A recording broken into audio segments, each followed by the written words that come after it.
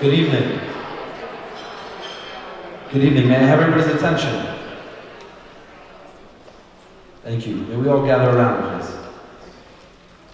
First and foremost, I would like to thank you for coming out tonight. Thank you for supporting this incredible nonprofit and this incredible mission to help the inner city youth here in Providence lessen the financial gap of attending higher institutions, such as this lovely one here in Brown. I would like to start with our visionary, with our leader, Richard Lappin. As our founder, president, and chairman of the board, Richard has committed an incredible amount of time and resources to this mission. As owner of Lisco Development, co-owner of Regency Plaza Apartments, and founder of this nonprofit, Providence Promise, Richard is a trusted member and someone we look for in our community towards the advancement and progression of what we envision. Richard has also served as a longtime trustee and executive board member of the Providence Foundation and former chairman of the Providence Improvement District. So on behalf of myself, the committee, and all of us, can we please welcome Richard Lappin? Thank you. Without him, well, Richard, thank you. Thank you all for coming this evening. We really appreciate your being here. Madeline Chappie, our Chief of Operations, will talk briefly about the program once we have a few other speakers, and she'll explain to you a little bit about the program. But most importantly, I want to introduce Council President Sabina Matos, who has been very helpful, very supportive of the program, as has the city, and it's critical that we're working in conjunction with the city on this program because we see it as a community-based program. And we also feel that this program can be very powerful in terms of the education of the school children here in Providence in their future going on to higher education. And with that, I'll turn it over to Sabina. Thank you, Council President.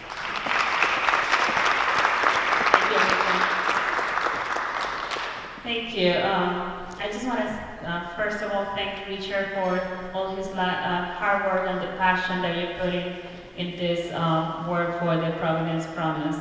You have been a champion from the beginning, working really hard, and every time we have a meeting with Richard, we can see all the passion that he has for this work and how much he believes that this is something that we need to help us solve the problem of our students having access to college. I also would like to recognize Jim Vincent from the NAACP who's here with us today. We have some of the wonderful staff, Sue, and others from the community public library supporting. Thank you for being here. I saw Scott Wolf from Rosemar. Thank you for being here also. And I want to thank the Brown University for their support and for allowing us to host this event in this wonderful space. It's just, we have been like looking all around like this and we've got here, so thanks so much.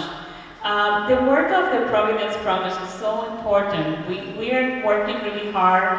I have had several meetings with Richard and with other council members, getting the other council members to understand the value of this program. I was talking with some of the staff in the city council, and with Andrew also was here, and we were thinking about one of the priorities right now for the council members, or one of our biggest priorities is housing. We know that it's a big problem for the city of Providence because people cannot afford almost to live in the city of Providence, and we prioritize in housing.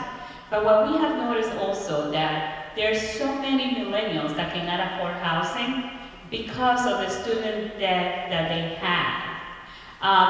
If we look at right now the student debt, it's a $1.56 trillion with a T. So that makes almost impossible for some of our young people to be able to afford or to even to qualify to be a homeowner. So we need to address this problem, and this is a good way how to do it. And I wanted to ask some of the parents that are here and some of the students also. I have been in the city council for a while. I know how some of my colleagues think. So I just want to ask you to please be proactive. Reach out to the council members. Talk about this program. Talk about why you believe in it. They need to hear from people that live in the neighborhood, from their constituents who believe in the program. Me and Richard have been doing our best to communicate the message, but they really need to hear from you. Okay? So please make sure that you send an email, a phone call. The email is great if you're not able to make the phone call. Let your council person know why you believe in this program and why you think we need it, because they need to hear from you. Okay?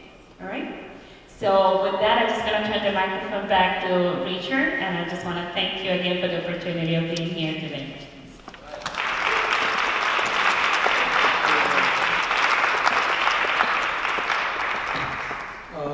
Next, we'll have Jim Vincent say a few words, the president of the NAACP, who's also a board member for Providence.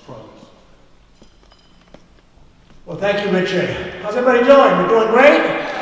Great? Let's have a party, right? All right. I've been involved for several years now with the Providence Promise, and when Richard approached me, I really didn't know him that well when he first approached me, but he told me what the dream was as far as the Providence Promise, and I said to myself, how can I not be part of this? I mean, something as crucial as education. I go around telling everybody that education is the great equalizer. Well, it's not very equal if you cannot afford college, no matter how talented, no matter how smart you are. You need to have that extra resource sometimes to make you go to the place that you would like to go, the college of your choice. So for me, it's really easy to be a part of this organization with great people like Dan. Dan, raise your hand. Was out there each and every day. He's supposed to be retired, but he's working harder now than he ever has worked in his life. And he loves it, right, Dan? That's right, because he knows how important this is to make sure that kids that are deserving, that really have all the energy, they have the desire, are able to realize their dreams. So we need parents to understand that, the likelihood of your child actually going to college and succeeding is exponentially greater if there is a program like Providence Promise in their lives. Studies have proven this. So, you love your children, you want the best for them, so Providence Promise has to be a part of it.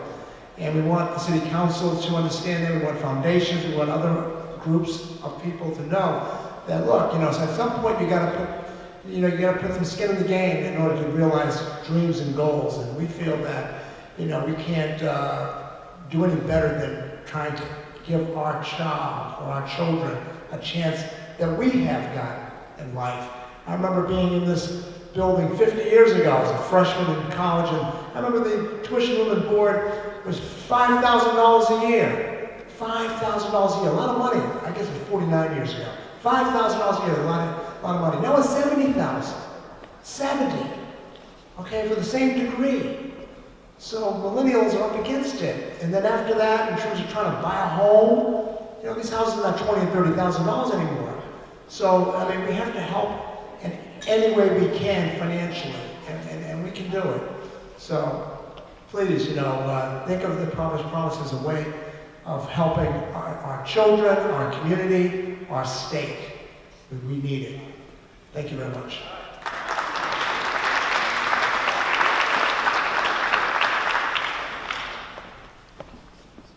Thank you, Jim. Jim's energy is incredible. One more time, give it a round to Jim. So we're gonna make a momentary break. 3 volunteers are coming around to sell some raffle tickets, and we'll resume some of the speaking portion in 20 minutes. So enjoy some more food, engage with some more people, and we'll resume in 20 minutes. Thank you. They'll explain the raffle pricing and the details, and then it's up to you to have some fun with the quantity of prizes and awards that we have. Thanks.